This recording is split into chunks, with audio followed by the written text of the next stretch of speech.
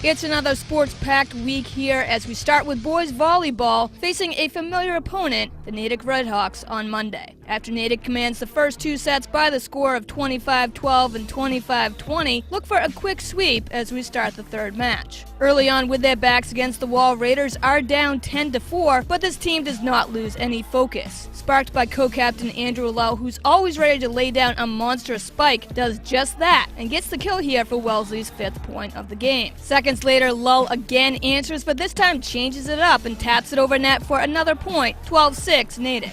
Back-to-back clutch spikes by Andrew Lowe and George Monterez give Wellesley the kills they need to cut away at this Redhawks lead, which now is only 17-13. Raiders are feeling that momentum stay with them as these two rivals just continue to battle it out here. Wellesley adds another point, and it's now 18-16 Natick. Andrew Lowe continues to be Natick's kryptonite, bringing the heat here in this third match, with two spikes back-to-back for kills, getting Wellesley even closer, now only down by 1 at 20-19.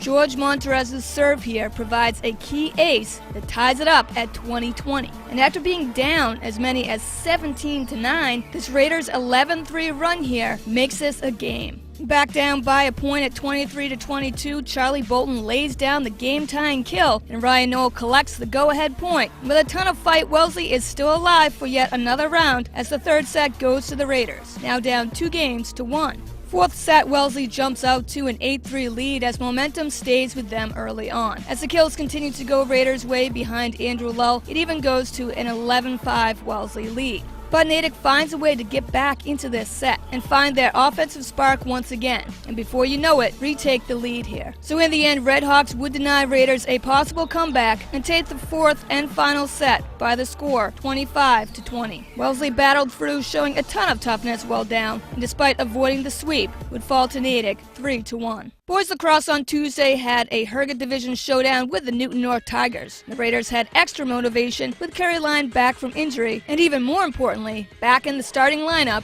ready to go. Leading 4-3 after the opening quarter brought some great highlight goals on both sides. The second quarter early on gives Raiders a 6-3 edge on goals by Kerry Line and Carter Huff. Scary scene though here in the second quarter as Tommy DiNucci lays down a hard hit to Billy Garante's back. Time is halted as Garante is in obvious serious pain. You never want to see any athlete get injured, but when it's serious enough to call the ambulance, you just get a lump in your throat. So as Garante is led away, the team breaks out of their huddle for Billy. And that motivation lights a spark in this Raiders offense even more. And seconds later, David Jennings top shelves it into the cage, and Greg Kasikas feeds the ball up ahead to Kerry Line, and Line buries it for an 8-3 Wellesley lead. The Raiders finish out the second quarter on top, 9-5. Third quarter opens up, and not a smart play by Newton North goalie Spencer Harris, who brings the ball up near midfield and lofts the pass up ahead. Michael Bones cuts in front and intercepts it, and it's a race to an empty net. Bones beats Harris to the cage and buries it for a 10-5 advantage.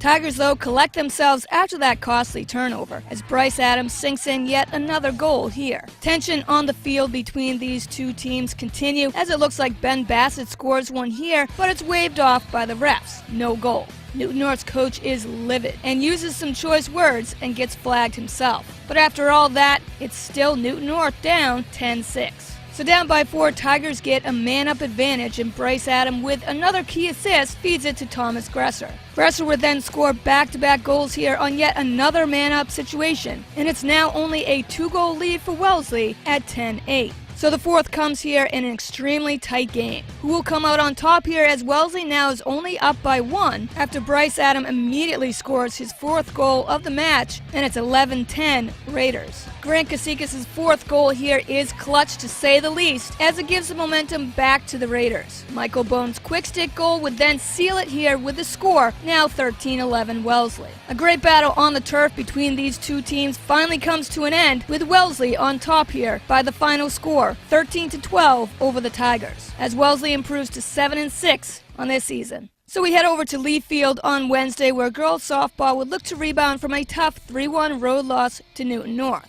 Now facing Framingham, the Flyers quickly put 2 runs on the board in the first inning. But we go to the bottom half of that inning, where Raiders immediately respond. Karen Yee rips the ball down the third base line for a double, and 1 out later, Julia Pearl's RBI bloop single drives in Yee to make it 2-1 Flyers.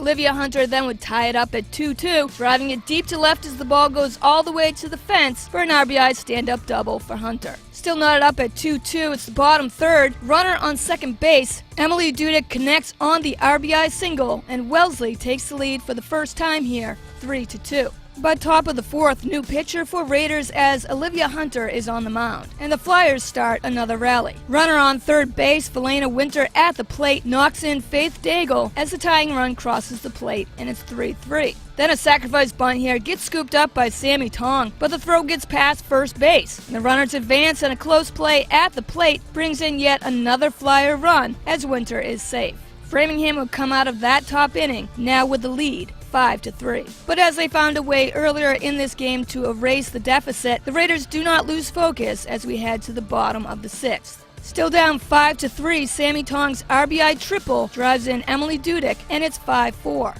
Jessica Haar then grounds it to first. The throw to the plate is on time, but catcher Felena Winter cannot hold on to the ball, and we are tied up once again at 5-5. Co-captain Sarah Goss steps up to the plate and is clutch. With 2 outs, drives in the go-ahead runs, and it's a 2-run double for Goss as Wellesley retakes the lead here, 7-5. What a game we have here as we head to the top 7th. Last chance for Framingham, now down by 2 runs. But already scoring a run to make it 7-6, Colleen Meyer's sacrifice bunt would work perfectly. The throw to home cannot be reeled in by Linny Young, and we're locked in at 7-7. Flyers keep this inning going with another infield single as Alex Lexabrino punches in the go-ahead run. 8-7, Framingham leads. Taylor Hogan adds more insurance runs with a 2-run single, and as the dust settles, Framingham comes out of the top 7th with a 10-7 lead.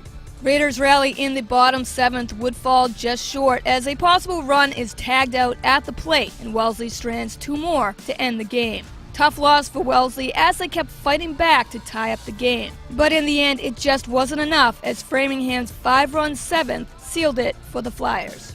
10-7 Framingham is the final at Lee Field as the Raiders fall to 3-3. Well, that does it for this week's episode of Raiders Sports Block. As always, thanks for watching. Wellesley Public Media gets you the coverage you need to catch up on all Raiders highlights. Check us out on demand at wellesleymedia.org, our YouTube channel under Wellesley Media Corporation, and right here on Comcast 9 and Verizon 39.